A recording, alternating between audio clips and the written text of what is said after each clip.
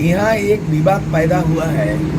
भूमिज विद्रोह और चुआड़ विद्रोह, ये दोनों के बीच में विवाद उत्पन्न हो गया है और ये इनका विवाद का जो आड़े हाथ लिया जा रहा है उसमें शैलेंद्र महतो जो इतिहासकार हैं वो चुआड़ विद्रोह के नायक वो लिख रहे हैं रघुनाथ महतो के बारे में, और जबकि ये भूमिज विद्रोह के नायक यानी चुआड़ विद्रोह के नायक ये रघुनाथ सिंह बताया जा रहा है, समाज के द्वारा, भूमिज समाज के द्वारा बताया जा रहा है। विगत दिनों ये पूर्वी सिंहभूम डीसी के कार्यालय के समक्ष में विराट प्रदर्शन हुआ। जामशेदपुर में बहुत विशाल जन प्रदर्शन किया गया, विरोध प्रदर्शन किया गया और उसमें कहा गया है कि शैलेंद्र महतो जो चुआड़ विद्रोह को और भूमिज विद्रोह को किस तरह मूल्यांकन कर रहा है, इतिहास को क्या लिख रहा है,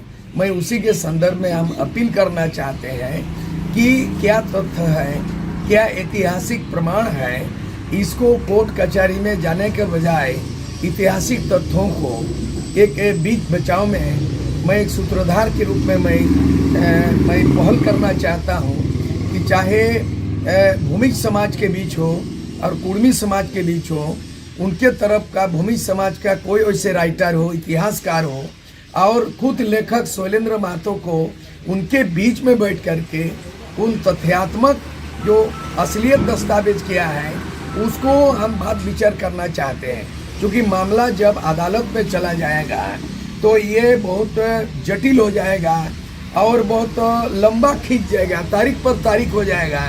अब फैसला कब लेगा तब तक जो है ना ये दोनों समाज के बीच में दूरियां बढ़ रही हैं। ऐसा लग रहा है, इन मुद्दों को देख करके हमें ऐसा लगता है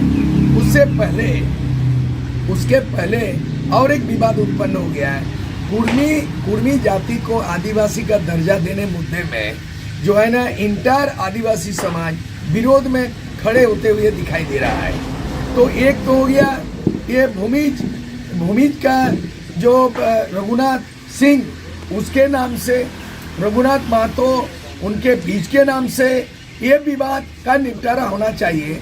और दूसरा ये झारखंड अलग राज्य जो बना, ये झारखंड अलग राज्य एक समुदाय का देन नहीं है, ये लंबी लड़ाई का परिणाम है।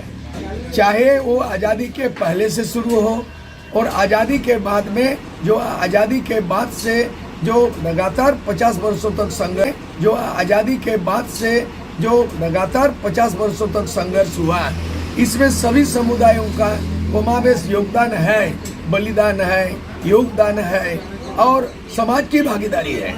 लेकिन आदिवासी मूलवासी एकजुट होकर के, एकताबद्ध होकर के ये 50 साल के संघर्ष करके निरंतर संघर्ष का परिणाम झारखंड अलग राज्य बना। और अलग राज्य बनने के बाद 22 वर्षों में ऐसा देखा जा रहा है कि कुर्मी समाज और आदिवासी समाज ये दोनों परस्पर विरोधाभास और विरोध में एक दूसरे का खड़ा होते दिखाई दे रहा है। हालांकि कुर्मी समाज को मैं देख रहा हूँ वो किसी समाज का विरोध नहीं कर रहा है। कुर्मी समाज कुर्मी को एसटी का दर्जा देने के लिए निरंतर संघर्ष कर रहा है। ये कहीं रास्ता रोको का कार्यक्रम कर रहा है, कहीं रेल रोको आंदोलन का कार्यक्रम कर रहा है और कहीं सदन में इसकी आवाज उठ रही है। इसका मांग भी है कि हाल फिलहाल में तमड़िया जाति को 2022 में तमड़िया जाति को एसटी का दर्जा दिया गया। उसके अलावा झारखंड के भोक्ता जाति जो एससी में आते हैं, भोक्ता को एसटी किया गया और कुल भारत के कुल 12 जातियों को आदिवासी का दर्जा दिया गया। मैं जहाँ तक जानता हूँ कि कुर्मी भी 1913 में एबोरिजिनल सूची में था, जहाँ संताल हो मुंडा के साथ साथ कुर्मी भी आदिवासी सूची में थे। 1931 में तक थे और बाद में जब रीमोडिफिकेशन हुआ कुर्मी जाति को अलग कर दिया गया। हमारा कहना है कि किसी भी जाति को एसटी होना, एससी होना, ओबीसी होना उनका मौलिक अधिकार है। जहां तक भारत का संविधान 340 में ओबीसी में सूचीबद्ध करने का प्रावधान है, जहां तक संविधान के अनुच्छेद 341 में वो दलित समाज शेड्यूल कास्ट को सूचीबद्ध करने का प्रावधान है। और जहाँ तक 342 आदिवासी को सूचीबद्ध होने के लिए प्रावधान है, तो ऐसे परिस्थिति में ST SC OBC होना उनकी मौलिक अधिकार है। वो अपना लड़ाई सामाजिक न्याय मांग सकता है।